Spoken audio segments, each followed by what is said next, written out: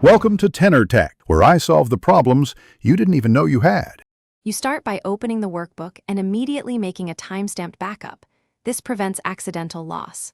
Once done, enable editing and look for sheet protection or shared workbook status because those block changes.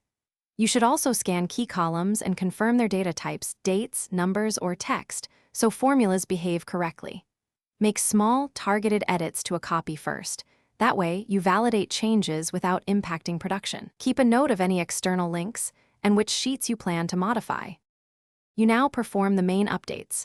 Start with headers and named ranges, then adjust formulas, and finally change cell values so dependencies update correctly.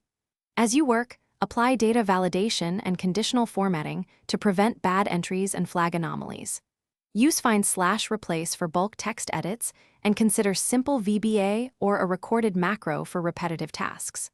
Once changed, test with representative inputs and step through formulas using Evaluate Formula. This reveals calculation order and hidden errors. Make sure to save incremental versions as you progress. You finalize by running checks. Sort and filter critical columns, create a quick pivot or summary to verify totals, and spot-check random rows for consistency. Once satisfied, remove obsolete external links, clear any cache, and save a clean production copy with a clear file name.